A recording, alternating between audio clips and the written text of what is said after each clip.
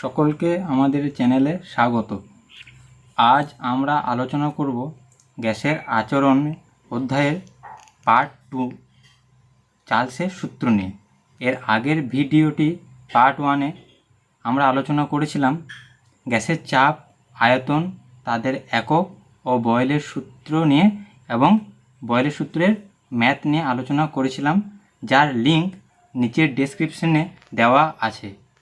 আমাদের চ্যানেলে নতুন হয়ে থাকলে চ্যানেলটি সাবস্ক্রাইব করে দাও। আজ আমরা তাহলে আলোচনায় ফিরে আসি। আজ আমরা আলোচনা করব চার্লসের সূত্র। তো চার্লসের সূত্র পড়ার আগে আমরা বয়েলের সূত্রের একটা লাইন বলে রাখি। বয়েলের সূত্রে আমরা কি শিখেছিলাম, যে আমাদের সেইখানে স্থির ছিল যে উষ্ণতা আর নির্দিষ্ট ভর, শুধু এই দুটো জিনিস স্থির ছিল। ঠিক আমরা এইখানে দুটো জিনিস স্থির পাবো। তাহলে আমরা চলে আসি চার্লসের সূত্রের বিবৃতিতে। কি চার্লস সূত্রে বলছে গিয়ে চাপ স্থির থাকলে, যেটা বয়েলে পেয়েছিলাম উষ্ণতা স্থির, তাহলে চাপ স্থির মানে পিটা স্থির থেকে যাবে। নির্দিষ্ট ভরের কোনো গ্যাসের আয়তন, তাহলে আমরা দেখলাম এইখানে ভর নির্দিষ্ট, তাহলে আমি এই দুটো থেকেই পেয়ে গেলাম যে চার্লসের সূত্রের ধ্রুবক পদ কি চাপ আর নির্দিষ্ট ভর। এই নির্দিষ্ট ভরটা আমরা বয়েলেই ছিল। তাহলে এবার আমরা পুরো বিবৃতিটা পড়ে রাখি। চাপ স্থির থাকলে নির্দিষ্ট ভরের কোনো গ্যাসের আয়তন মানে ভি প্রতি 1 ডিগ্রি সেন্টিগ্রেড উষ্ণতা বৃদ্ধি বা হ্রাসের জন্য ওই গ্যাসের 0 ডিগ্রি সেন্টিগ্রেড উষ্ণতায় যা আয়তন তার 1/273 বৃদ্ধি বা হ্রাস পায়। তাহলে কি আমি পড়ে এখন মনে হলো যে অনেক কঠিন, কিন্তু কোনো কঠিনই না। আমাদেরকে প্রথমেই জানতে হবে ধ্রুবক কী কী। তাহলে কি চাপ স্থির থাকলে নির্দিষ্ট ভরের কোনো গ্যাসের আয়তন প্রতি 1 ডিগ্রি সেন্টিগ্রেড উষ্ণতা বৃদ্ধি বা হ্রাসের জন্য, মানে যে আয়তনটা আছে তার 1 ডিগ্রি সেন্টিগ্রেড উষ্ণতা বৃদ্ধির জন্য যে আয়তন বৃদ্ধি পাবে বা 1 ডিগ্রি উষ্ণতা হ্রাসের জন্য যে আয়তন হ্রাস পাবে, সেটা কি বলেছে, ওই গ্যাসের 0 ডিগ্রি সেন্টিগ্রেড যে আয়তন ছিল তার 1/273 বৃদ্ধি বা হ্রাস পাবে। এই 1/273 ভগ্নাংশটিকে গ্যাসের আয়তন গুণাঙ্ক বলা হয়, যা সকল গ্যাসের ক্ষেত্রেই এর মান সমান। ঠিক আছে, তাহলে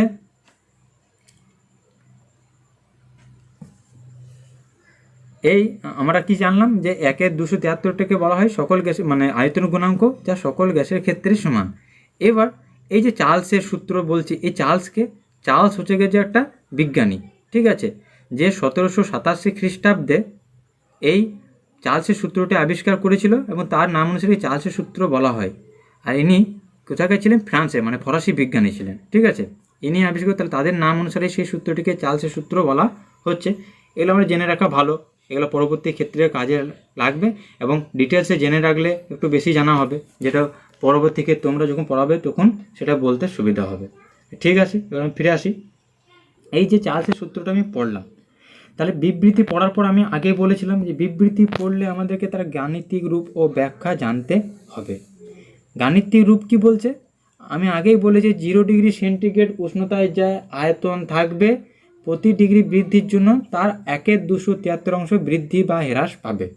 তাহলে আমি ধরে নিচ্ছি 0 ডিগ্রি সেন্টিগ্রেড উষ্ণতায় নির্দিষ্ট ভরের কোনো গ্যাসের আয়তন V0। তাহলে 0 ডিগ্রি সেন্টিগ্রেড উষ্ণতায় আয়তন কত হয়েছে, V0। চাপ স্থির রেখে, অবশ্যই চার্লসের সূত্রের স্থির থাকবে চাপ, মনে রাখার সবথেকে সহজ উপায় কি, চার্লস কী দিয়ে শুরু, চ দিয়ে, তার মানে এর স্থির থাকবে যে চাপ। তাহলে চ এই দুটিকে মনে রাখার একটা সহজ উপায়। চাপ স্থির রেখে গ্যাসের উষ্ণতা 1 ডিগ্রি সেন্টিগ্রেড বৃদ্ধি করলে আয়তন বৃদ্ধি হবে কত, V0/273। এবার সবাই প্রশ্ন করেছে V0/273 কী করে হলো। আমি বলেই দিয়েছি যে প্রতি 1 ডিগ্রি বৃদ্ধির জন্য কি হবে, যা আয়তন ছিল তার 1/273, মানে V0 ছিল গণিত 1/273, গুণ করে দেখো V0/273 আসছে। এই আয়তনটা বৃদ্ধি পেল, তাহলে কত পেল, 1 ডিগ্রি এতটা বৃদ্ধি পেল। এবার এখানে অনেক ছেলে গন্ডগোল করে, সবাই মনে করে এইটাই আয়তন হয়ে গেল, না, এটা বৃদ্ধি পেল। আয়তন কত হলো, তাহলে আমার আগে ছিল কত, V0, আর এখন হয়ে গেল গিয়ে যে কত ভ্যালু কত V0/273। তাহলে আমি ধরে নিচ্ছি এখন আয়তনটা হলো গিয়ে যে V1, তাহলে V1 সমান কি আগে ছিল V0 প্লাস V0/273। বুঝতে পারলে? যদি না বুঝি তাহলে উদাহরণ দিই। আমরা এই যে V0/273 এইটা কিন্তু আয়তন বেড়েছে, মানে ধরো কোনো একটা বাচ্চা জন্মেছে তখন তার ওজন বা ওয়েট হচ্ছে গিয়ে যে 3 কেজি, ঠিক আছে। আমি বললাম গা যে তার আয়তন বাড়লো, ওজন বাড়লো গে যে 2 কেজি, তার মানে আয়তনটা কিন্তু 2 কেজি হয়ে যায়নি, ওজনটা হলো 3 + 2 মানে 5 কেজি, ঠিক আছে। তাহলে আয়তনটা হলো কিন্তু কত আমার চার্লসের সূত্র অনুযায়ী যে আগে ছিল কত V0 আর এখন হলো গে যে V0/273, দুটো যোগ করলাম, ঠিক আছে। এবার এইখান থেকে দেখো V0টা দুটি পদে আছে, তাহলে V0টা কমন নিলাম, তাহলে কত পড়ে রইলো V0 × 1 প্লাস V0 × 1 + 1/273, ঠিক আছে। এইটা আমার আয়তন হলো। এবার তাহলে আমার সেম যদি 0 থেকে 1 হয় তাহলে 1 থেকে আবার 1 ডিগ্রি বাড়ালে কত হবে 2 ডিগ্রি, তাহলে যদি 2 ডিগ্রির উষ্ণতা যখন বৃদ্ধি হবে তখন আয়তনটা ধরলাম আমার কত V2, তাহলে স্বাভাবিক ব্যাপার আমার V2 = কত V0 + 2V0/273, মানে আমি কত বৃদ্ধি করছি 2 বৃদ্ধি করছি, ঠিক আছে। তো তাহলে আমার 2 যদি বৃদ্ধি করা হয় তাহলে V0 তো অলরেডি আগেই ছিল, সেইখান থেকে আমার কত বৃদ্ধি করছি 2V0, তাহলে V0 + 2V0/273, তাহলে V0 কমন নিলে কত আসবে V0 × 1 + 2/273 বা 2/273। তাহলে আমি এইখানে একটা জিনিস কি লক্ষ্য করছি যে যেটা বৃদ্ধি হচ্ছে, যে উষ্ণতাটাই বৃদ্ধি হচ্ছে সেইটা দেখো মাথায় রয়েছে, মানে কি দেখো প্রথমে আমরা কি লিখেছি V1 যখন করছি তখন V0 × 1 + 1/273, আবার যখন 2 ডিগ্রি বৃদ্ধি করছি তখন দেখছি যে V0 আগে ছিল এখনও আছে, 1 আগে ছিল এখনও আছে, প্লাস আগে ছিল এখনও আছে, শুধু মাথায় 2 বৃদ্ধি করেছি বলে 2/273 চলে আসছে। তাহলে আমরা বুঝতে হবে যে এই যে 1 2 হয়েছে সেটা কিন্তু উষ্ণতা। তাহলে এইখান থেকে আমি ফলো করে অনুরূপভাবে কি লিখতে পারি, যদি চার্লসের সূত্রে T ডিগ্রি মানে উষ্ণতাটা বৃদ্ধি করা হয় তাহলে গ্যাসের আয়তনটা হবে VT = V0 × 1 + T/273। তাহলে আমাকে বলতে পারে যে 5 ডিগ্রি উষ্ণতায় আয়তন কত, তাহলে আমি শুধু T এর জায়গায় 5, যে 6 বলে তাহলে T এর জায়গায় 6 এইভাবে বসিয়ে চলে আসব। এবার একটা জিনিস দেখো, আমরা যখন সূত্রটা পড়েছি তখন কিন্তু বৃদ্ধি হ্রাস দুটোরই কথা বলেছি, এটা আমরা বৃদ্ধির পড়লাম। যদি হ্রাসের কথা বলে অনুরূপভাবে যদি 1 ডিগ্রি সেন্টিগ্রেড উষ্ণতা হ্রাস করা হয় তাহলে তোমার কত হবে V নিচে কিলে -1, এই -1টাকে তোমার ইউজ করছে সাপেক্ষ হিসাবে ইউজ করছে, মানে বোঝানোর জন্য ডিনোট করার জন্য কত ডিগ্রি উষ্ণতায় আয়তনটা হবে। তাহলে V0 মাঝে যেটা প্লাস ছিল সেটা শুধু মাইনাস হবে 1 - 1/273। তাহলে 2 যদি বলে তাহলে কত হবে V-2 সমান V0 × 1 - 2/273। আর আমরা মূল রাশিমালাটা কি পেয়ে গেছি VT = V0 × 1 + T/273। তাহলে নিশ্চয়ই নিচে যদি হ্রাস বলে তাহলে আয়তন কত হবে V-T = V0 × 1 - T/273।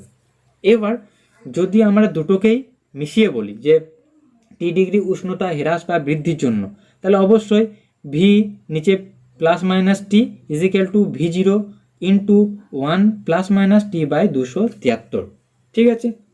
আমরা দেখব বেশিরভাগ ক্ষেত্রে কিন্তু বৃদ্ধিটাই কাজে লাগবে। আমাদের সিলেবাস যদি ফলো করি বেশিরভাগ ম্যাথ, বেশিরভাগ গাণিত রূপ এইভাবেই কিন্তু প্রকাশ করা হয়েছে। দ্বিতীয়ত আমরা চলে আসি যে এই যে চার্লসের সূত্রটা বললাম, দেখো চার্লসের সূত্র ধ্রুবক আমরা আগেই শিখে নিয়েছি, কী কী ধ্রুবক দেখে নিলাম, যে দুটো স্থির থাকছে, কি স্থির থাকছে চাপ আর নির্দিষ্ট ভর পেয়ে গেছি।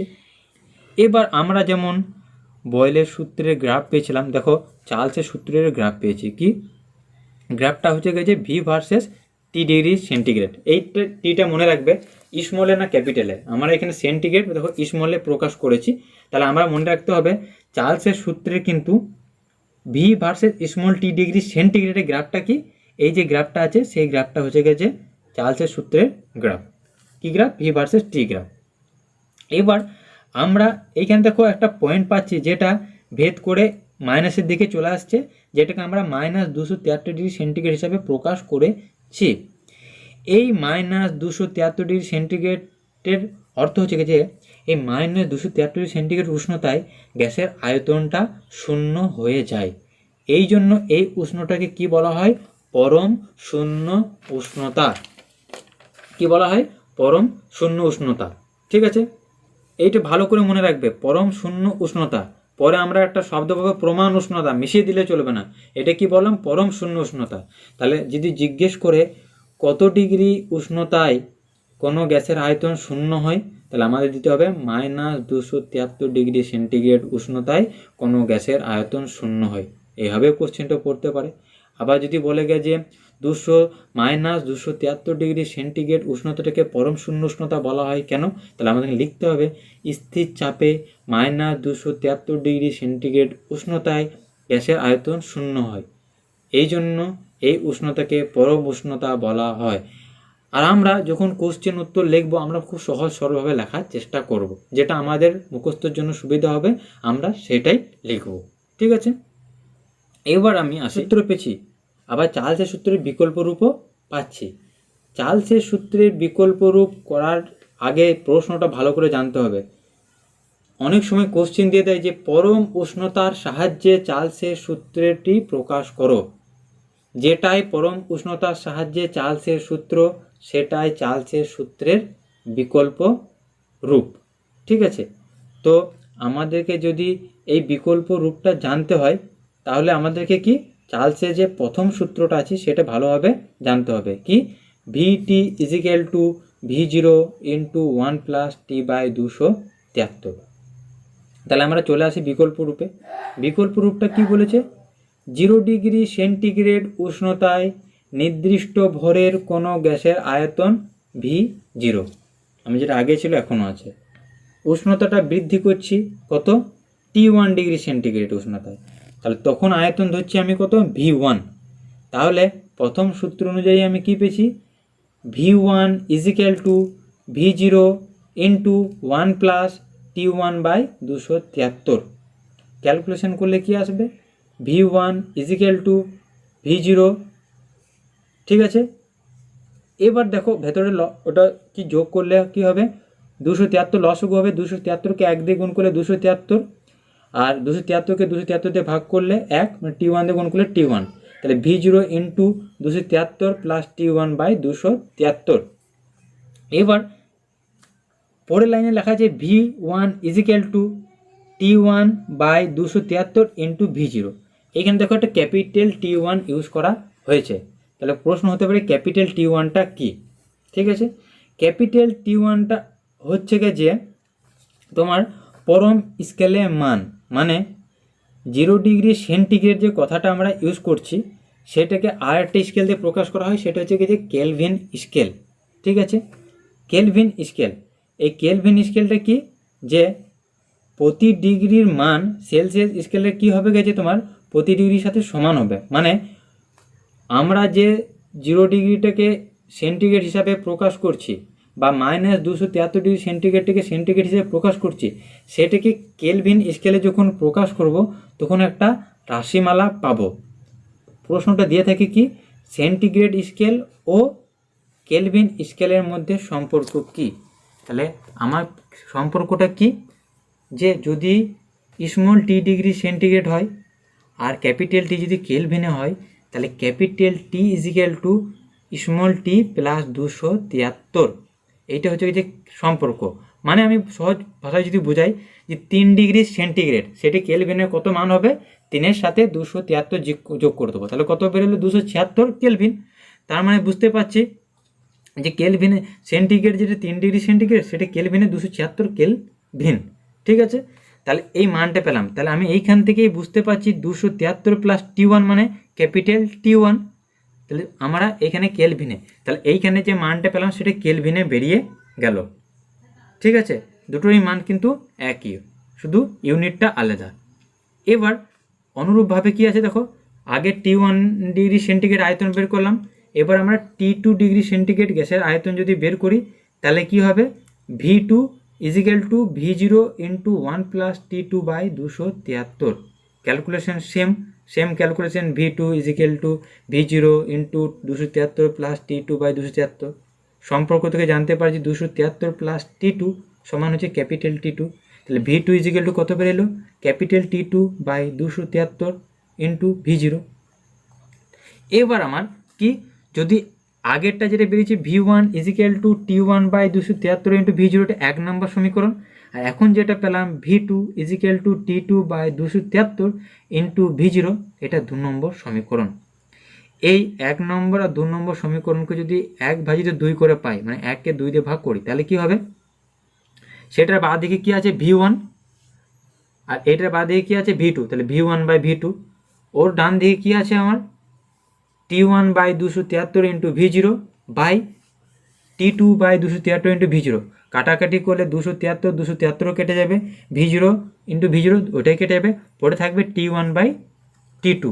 তাহলে কী পড়ে হলো, V one by V two is equal to T one by T two. এবার আমরা কী করবো, প্রাথমিক যে আয়তন বা উষ্ণ সেটাকে একদিক করে নেবো। তাহলে V one by T one is equal to V two by T two.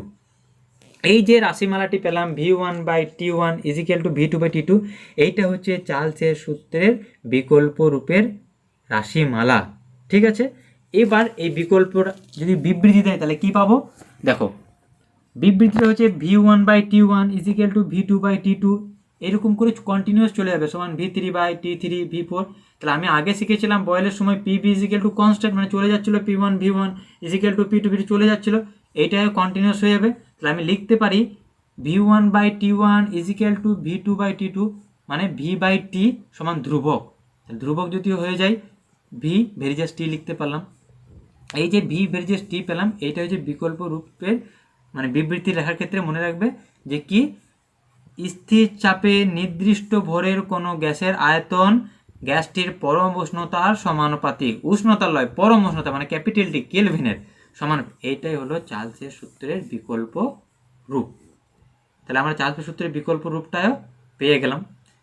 তাহলে চার্লসের সূত্রের কিন্তু আমি দুটো সূত্র পেয়েছি, আগে একটা পেয়েছি ওটা সেন্টিগ্রেডে, এটা কিসে পরম স্কেলে মানে কেলভিনে পেয়েছি। তো এবার দেখো সেইখানে একটা গ্রাফ করেছিলাম, এইখানে আবার একটা গ্রাফ করেছি, যদি ভালো করে লক্ষ্য করো ভি কিন্তু দু জায়গায় আছে, শুধু ডিফারেন্স টি এর, সেইখানে টিটা স্মল আছে, এখানে স্মল টিটা ক্যাপিটালে আছে, তার মানে এটা হচ্ছে পরম স্কেলে গ্রাফটা।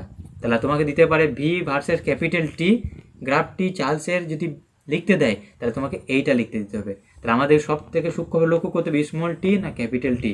এইটা দেখো গ্রাফটি কি মূল বিন্দুগামী দিয়ে দিয়েছে, দেখো ভালো করে গ্রাফটি সরল রেখা দিয়েছে, যে সরল রেখাটি কিন্তু কি মূল বিন্দুগামী। ঠিক আছে, তাহলে আজকে আমরা কি শিখলাম, এখানে চার্লসের সূত্রের বিকল্প রূপ, চার্লসের সূত্র কি এইটা শিখলাম। আর কি শিখলাম আমরা, কেলভিন স্কেল ও সেন্টিগ্রেড স্কেলের মধ্যে সম্পর্ক কোনটা, capital T equal to small T plus 273। আর একটা জিনিস শিখেছি কি, যে পরম শূন্য উষ্ণতার মান কত, -273 ডিগ্রি সেন্টিগ্রেড উষ্ণতা। তাহলে এই সমস্ত জিনিসগুলো আমরা শিখলাম। এবার আর একটা জিনিস বলে রাখি, অনেক সময় শর্ট কোশ্চেন দেয় যে ফারেনহাইট স্কেলে পরম শূন্য উষ্ণতার মান কত। আমরা তো সেন্টিগ্রেড শিখলাম -273 ডিগ্রি সেন্টিগ্রেড, এটি শিখে নিয়েছি। ঠিক আছে, তাহলে আমাকে যদি এতে দিয়ে দেয় যে ফারেনহাইট স্কেলে, তাহলে কত ফারেনহাইট স্কেলে সেটার মান -459.4 ডিগ্রি ফারেনহাইট, কত -459.4 ডিগ্রি ফারেনহাইট। ঠিক আছে, তাহলে মানগুলো আমাদেরকে কিসের জন্য করতে হবে, শর্ট কোশ্চেনের জন্য। আর গাণিতিক রূপগুলো 2 নম্বর 3 নম্বরে আসে। তাহলে সূত্র দুটো মনে রাখতে হবে। কি সূত্র, একটা পেলাম যে VT equal to V zero into 1 plus 273 T by 273, আর একটা পেলাম বিকল্প রূপে V one by T one is equal to V two by T two. আজকের যে জিনিসটা শেষ বলে রাখবো, যে এই যে দুটো সূত্র শিখলাম, তোমাদের মনে হতে পারে তাহলে কি দুটো জায়গায় দুরকম লাগবে, না, আমরা যে সূত্রটাই প্রয়োগ করি না কেন উত্তর কিন্তু একই আসবে। ঠিক আছে, এবার আমাদের সাধারণত যে বিকল্প রূপগুলো এইটাতে করতে অনেক সময় অঙ্কটা আরও ইজি হয়। ঠিক আছে, আমরা নেক্সট ক্লাসে আমরা এই দুটি দিয়েই ম্যাথ করাবো। যে সূত্রটাতে তোমাদের সুবিধা হবে তোমরা সেই সূত্রটা দিয়ে করবে, এবং আমি দুটো সূত্র দিয়েই একটা ম্যাথ করে দেখিয়ে দেবো যে কোন সূত্রটা কি, সেই কোন সূত্রটাতে তোমাদের সহজ হচ্ছে সেই জিনিসটা আমরা পরবর্তী ক্লাসে কি শিখবো, চার্লসের সূত্রের গাণিতিক যে প্রয়োগগুলো সেগুলো, এবং বয়েল ও চার্লসের সূত্রের সমন্বয় রূপ এবং তাদের গাণিতিক রূপ এবং সেই দ্বারা ফর্মুলা। ঠিক আছে, আজকে ক্লাস এতটা পর্যন্তই হবে। আগামী ক্লাস আমাদের ইউটিউব লিঙ্কে পাওয়া যাবে। এখন তোমরা সুস্থ থাকো, ভালো থাকো এবং আমাদের চ্যানেলটি ফলো করো। নমস্কার।